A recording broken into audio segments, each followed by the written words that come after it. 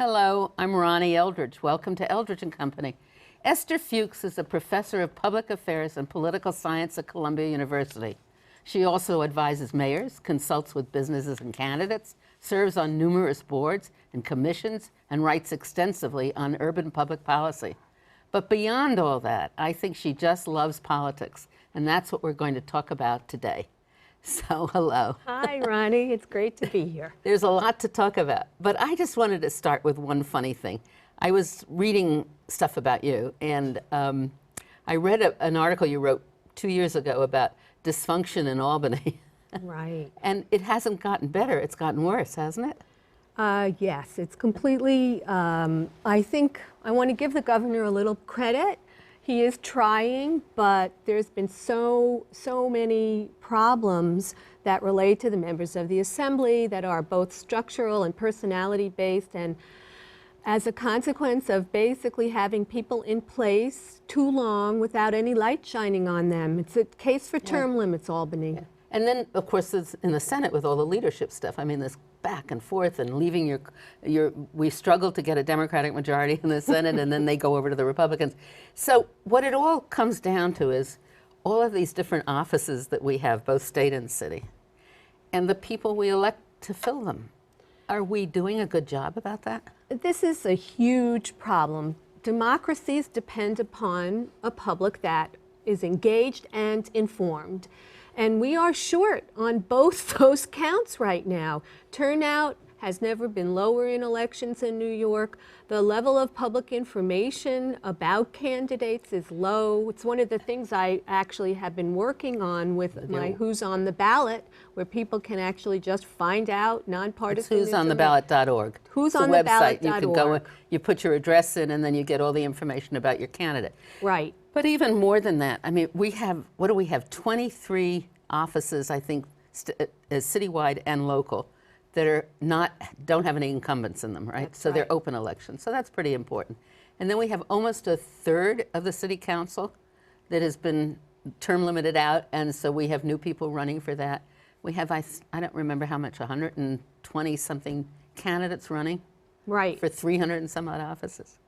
Is that right? No, 300 some odd. The other way around. The other way, 300 some. And we know nothing about these people that we elect.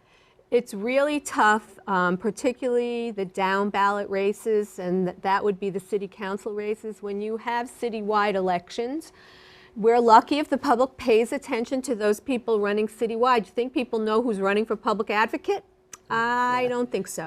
We know the mayoralty because Yes. of all the gossip and all the stuff, but also there were more, I think, forums this year than I've ever remember, right? There have been hundreds of these candidate forums. It is fascinating how we can hold a forum and still not know much about what candidates do and how they stand on issues. It is fascinating. And it's interesting also because the forums are called by people who have specific interests. That's right. And therefore you're getting these candidates talking on that specific issue, but you don't know what they really said when they get out and go someplace And else. I think that's why the public gets tired in this summer period and doesn't really start to pay attention till the end of August, because, you know, if you're not interested in one of the specialty issues or the specialty forums, if you're not a single issue voter, then you still really don't understand from a general point of view that much about the candidates. I think once the commercials start getting out more, that helps people a lot.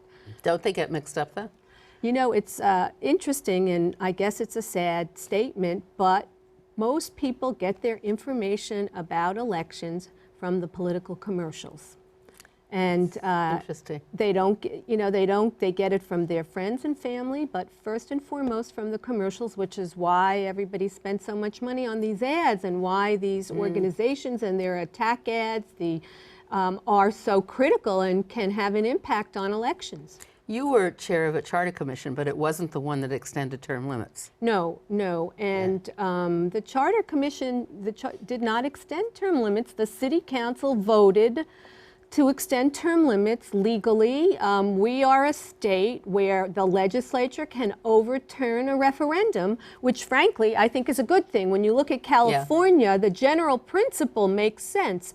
The issue, of course, is contentious and difficult. Do you think it's gonna work for betterment of the council, or does it work against it? Term limits? Yeah. You know, I was somebody who believed from a democratic theory point of view, we should not have term limits. The public in a democracy should decide, and if they want to keep re-electing people 15 times, yes. I've changed my mind. Then because those elections aren't fair. That's right. There's a structural problem. Incumbents have too much of an advantage. So if you have over and over again an impossibility of getting an incumbent out, the election is it's no longer competitive. So you can't say that is a democratic process. A person can get elected to the council with what, 7,000 votes in some districts, That's or less, right. even 4,000, I That's think, right. because nobody comes out to vote. So how can we make it more visible? I mean, it's fine to go to the internet and look who's there, and it's fine. There are a couple of other sites which we can mention too.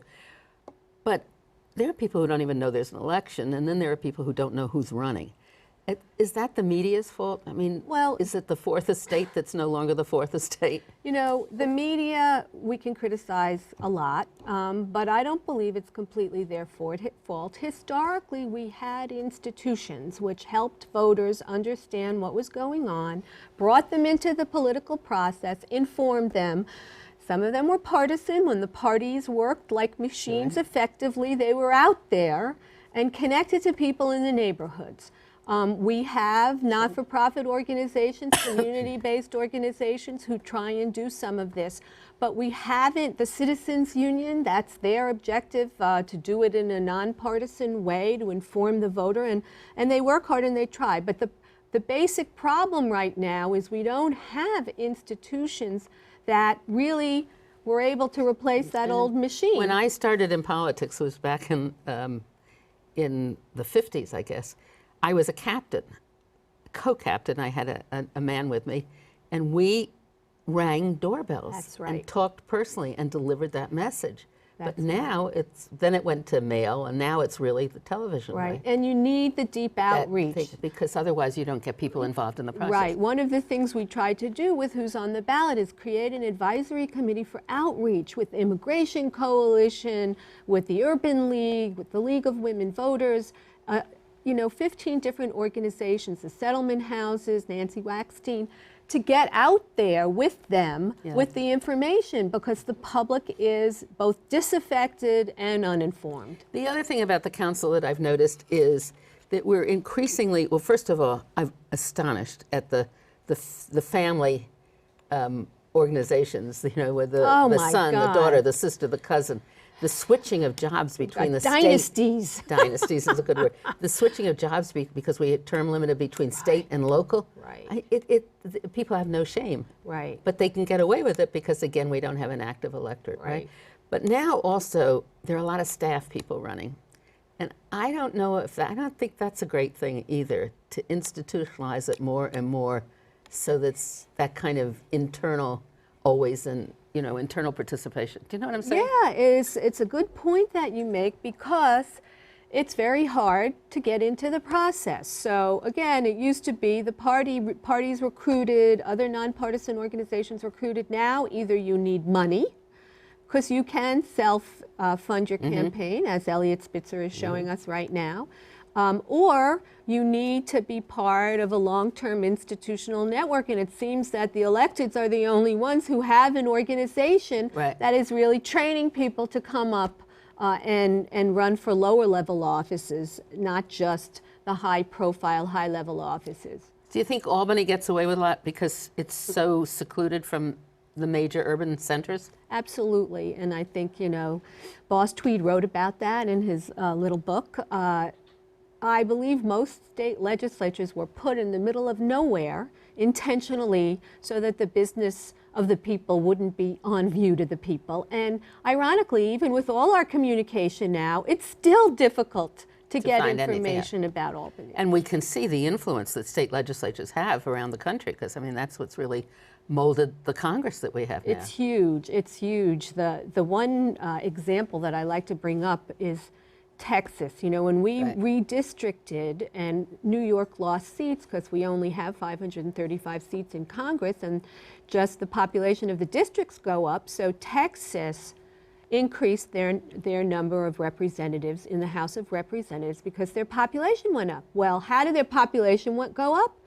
Mexicans. Mexican Americans are the growing population in Texas. They did not add one Hispanic district because of the way the reapportionment was structured in the state legislature. Another argument for everybody getting registered and voting. Right. It's incredible. But we seem to comment on other states, but we don't seem to do it here, which is really the frustrating part about it. When I started looking at turnout data, I almost wanted to cry. I looked at the Democratic Party turnout data for the last bunch of mayoral primaries. 2009, 11.4%. 2005, 15%. And 2001, the biggie, 33%. So the highest turnout we've had in the last 15 years in a Democratic primary is 33% of the eligible, not of the actual voters, but as the registered voters. Is that you didn't have an incumbent running that year. You know, I think part of the thing in the third term that it was so low was because everybody knew what was going to happen. That's right. But 33 is nothing to be excited about, no, right? So if we get up to 33 this time, that's probably, you know, I think what we'll do. And it's, of course, another reason why those polls of eligible voters tell you almost nothing about the outcome, because it's not likely voters. They did a couple of likely voter polls, but no one has a clue who's really going to turn out in this mayor's race. And we have all new candidates running citywide, which is really, I mean, when you think about it, all new candidates running citywide, and a third of the city council new. That's right. What does it bode for the future in the city? Look, this is an important election.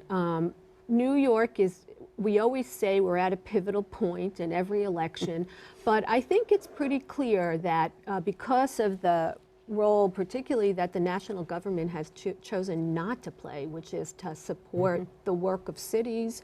In my view, it means they're not supporting the American economy, because this is where the jobs get created.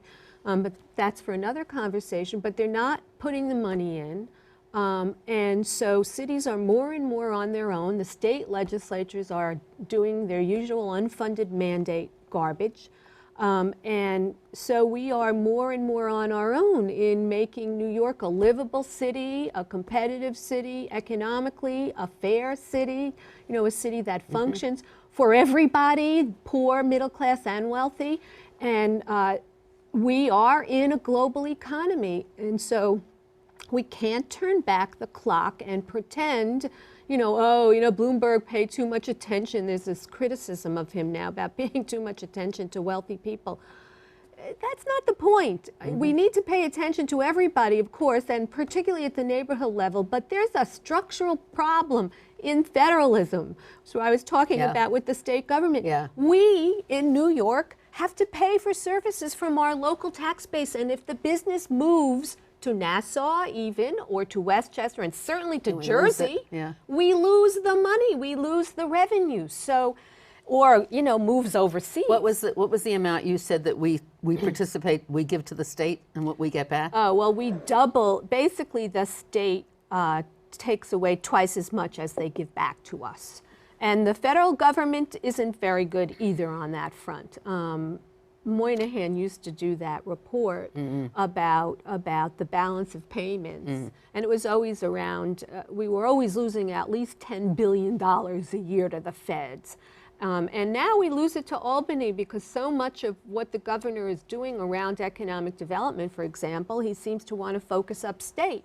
Yet New York City is the cash cow. The money of the city gets redistributed all across the state. It's so interesting, because there's such a bias against New York City, statewide and federally, I think, too. Yes. And then when you get into the council, there's such a bias against Manhattan. So it's just never, it keeps going down and down. But why is that, when in fact everything really generates from the city? Because I think it's a political implication. Yes, of course, and you know this better than anybody. Class warfare sells, you know, so that politics of pitting people against each other, and what better people to pit everybody against than the wealthy? And you know, I'm there, I get that. But be honest to the public about why we need these people living in the city to pay taxes. Doesn't mean that we should abandon everything else we do. We shouldn't focus on poverty programs or the middle class, but particularly neighborhoods. It doesn't mean that. It's a structural problem that no one seems to want to talk about because it's A, not sexy, and B, then doesn't allow you to say these divisive, stupid things that everybody would prefer to say. Like what? You know, like it's all the fault of the rich. Well, I know, but I mean, it's not stupid to say that we do really give a lot of benefits, don't we, to Wall Street and stuff like that? We as a city don't. The federal government does. But isn't there a possibility of deriving some revenue from them? I think that here's the problem. We derive a huge amount of revenue through our income tax. We are one of the few cities in the country that has a real income tax. So for my part, and we have, business taxes. I want them to live here, so there's an income tax, and I want them to do their deals here. Increasingly, they don't have to live here, and they don't have to do their deals here. When you say a city income tax, what do you mean? We have a city-level income tax, not just state. Is that right? It's Yes. combined? You Yes, pay both. we have two, but we have a separate city income tax. And how does that work? I mean, where does the rate increase and what income? Well, level, it's graduated. It's a Yeah. graduated income tax, but it's it's it's not as extensively graduated as the federal income tax, of course. But the one thing we learned in the 70s and the 80s, rich people and capital are mobile. When they say, like, why is the construction industry so important to New York, is because you can't move those jobs. The same thing with certain kinds of retail, though those jobs cannot move out of the city or overseas. But a lot of capital is mobile, and it wasn't an accident that in the 70s and the 80s it was the real estate community that stepped up with its civic engagement. They can't take their property and move it out. So it's important for them to keep up the value so they of have their to get property. into it. Right. And so we as a city need to engage them and use that for the public good. Somebody has to talk about the public good, not as we're going to just tax rich people, Right. but it's about what are we going to do for all of us. Well, do you think that goes back to my heartfelt feeling that we don't teach civics anymore? Oh my God. We have people growing up who are not civic minded, who don't worry about the public good. Is that true? You're absolutely right. And there are two things that I think need to be reintroduced into every school system at every level, lower, middle, and upper. One is civics and just understanding how our political system works. Right. It's not really taught. And the other is... And the responsibility of being a citizen. The responsibility of being a citizen. And the other is finance. Like how to manage your own finances. Yeah. Kids don't know how to do that either. They don't know how to be a citizen, and they don't know how to balance their checkbook. Because they can get a credit card. That's it. Yeah. And they can get into debt, and they don't know what it means and how it's going to impact them in the future. Did you take civics in high school? I had civics, and I had home economics. So now I sound totally dated, but... I can make you more dated, but it's hard. But Let's civics was a very important subject. hugely important, hugely important. And we had Eleanor Roosevelt come to visit us at Wow. our crowds. I mean, Wow. it was really serious. Wow. And I think as a result, you grow up with a conscience that is concerned about everybody. Yeah, we did mock elections in school where you had to prepare and be part of a team and run a candidate and then school-wide elections. So what are the major issues that you think should be being addressed in this campaign, and are they being? Well, It's hard to I tell. think, the air has been sucked out of the room, as we know, by political scandal. So I think it's harder for the public, actually, to engage the issues. That's the tragedy of this. There are many tragedies, but that's certainly one of them. And so clearly, the most important issue comes up in the polls over and over again to the public is the economy and jobs. That's primary. I mean, while we're doing better than the nation, unemployment is still high in New York, and of course for low-wage, low-skilled workers, low-education workers, it's unconscionable, particularly for the unemployed youth between the ages of 18 and 24 who are out of school. Candidates need to get engaged in that issue from every perspective, and particularly from the perspective of the youth who need this employment. Of course, they are the least likely people to vote, so you're not going to see that at the top of the list. So, I for one, think this is an important role of the media than to bring candidates to the table to talk about that kind of an issue. It's crucial to people in the neighborhoods, and it's crucial to the economic future of the city as well. So, you know, high-tech jobs are very important. I believe in all of those initiatives that the mayor pursued, but we've got a big problem at the low end. Do you think that there's a way to, instead of taxing the wealthy and large corporations, that we could do the way real estate deals are with off-site affordable housing, that they would, in fact, guarantee the training of some jobs? Well, this is a fascinating thing, and I did work in this area when I was at City Hall with primarily with Rob Welsh from the Small Business Services, and we, when I was there, worked on using the Workforce Investment Act money to do some of this kind of work, to actually bring the business community into the discussion of job training. And tremendous strides have been made, but what people don't realize, it's a drop in the bucket on the spending side. And one of the things that I find frustrating now with data and evaluation, of which, of course, I'm trained in that, is that when you find programs that work, we don't put more money in them. It was the old Head Start problem where, 30 kids, 30% We're still arguing the same thing. Yeah, who are eligible. So here we're doing some training. We have some great programs out there. You know, the one in the Buildings Trades program now, which does the apprenticeship for the high school kids, has enormous successes. A, you don't even hear about it, but B, where's the money? Why aren't we bringing these things to scale once we know that things work? And, you know, we have the new technical and commercial schools, which are taking over the old voc ed space. But we hadn't been doing that for years. So this is, you're right, this is an important direction. Housing? And housing, you know, I think housing is really a difficult problem for mayors. I think Bloomberg administration took a similar approach to Koch on the affordable housing front, and then used these kinds of deals with developers to get affordable housing in. It isn't enough. Part of it now is figuring out how to do the development in the outer boroughs where there is mass transit and where you can increase density, where it makes sense to increase density and provide more affordable housing that way. I mean, the irony of pricing people out of Manhattan is it's pushed young people and middle-class people out into Brooklyn and Queens. And, you know, I grew up in Queens. I don't think that's such a bad thing. No. So we have to think about the city in terms of 5 boroughs. And now it takes even poorer people and pushes them further out. Well, if you're in low-income housing, you're not being pushed out anywhere. So, I mean, we have an affordability problem on the housing front. We don't have enough, but we have, you know, we still have over 1 million poor people in New York City.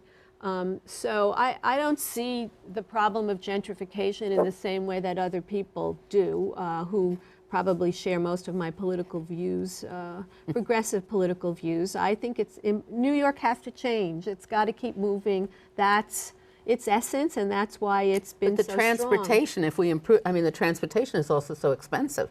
Right. Well, this is the thing. The infrastructure, you know, this is where we are hurt so dramatically by the paralysis in Washington. There's no question that the infrastructure bank and federal spending on infrastructure should have happened in a large way, should be continuing since 2008. We know that infrastructure should not be a local government spending. I mean, Mike Bloomberg built that leg of the number 7 line to go to the west side. That's the first leg of the new in the subway system for over 50 years. So we have an MTA. Where's the state? The state just starves the MTA, telling them, oh, we use farebox. There's not one mass transit system in this country that runs on farebox. There's a reason for that. You need to look at public transportation as a public good, and the public needs to invest in it so that we can create competitive economies and make a reasonable lifestyle for people so that they don't have to commute 3 hours a day to work. I mean, it's so obvious. Pay for it. And pay expensive for it. Very expensive. So it all goes back to state and local governments in a way. I mean, it's not working, and we're electing people to the Congress that aren't helping us, and it just goes round in circles. It does. It does do that. But what's fascinating to me is that we've broken through that. I have a historical perspective here, having lived it and researched it like you. What do you mean broken through? What do you mean by that? What I mean by broken through is if you think about where New York City was in 1975 in the fiscal crisis, and cities in this country in the 70s, 80s, and all the way up to the early 90s, everybody said cities were dead. Right. Cities would never come back. Now the they're all back. energy's in the suburbs. Well, we knew they were coming back. We knew that the future of any industrial, civilized economy is going to be in cities. But people looked at us like we were from another planet. It's almost, and also the generations. You reach a certain point and you're living longer, and you want to come back to a city. That's right. It's just so cyclical. I just have lost the whole thing. But in the 70s, there was a very active coalition of mayors, which you don't hear about so much anymore. The U.S. Conference of Mayors is actually pretty active, and they've been. Okay. Nutter, the mayor of Philadelphia, just stepped down from the head of the U.S. Conference, and I think he was very effective. The problem goes back again to the voting. Urban, we need to vote. Every city in this country needs to vote, and the suburban, older suburbs, which now have a similar set of issues as the cities do, need to be voting as a block. So we need to make this an election issue.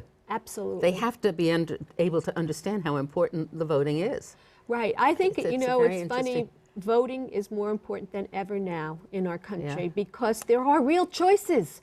It used to be when I taught partisan elections and the students would go Tweedledum, Tweedledee, right? They're the same. Yeah, the parties are the same, right. Parties are the same. They're not. Right. And there's a lot at stake right now, and individuals running are not the same. Right. And we need to have the public engaged and involved. So they'll look at some of the other websites that we're posting, and I wish you were running for mayor. It would be really very good. Thank you very much, Ester Fuchs. Thank you, Ronnie. It's great.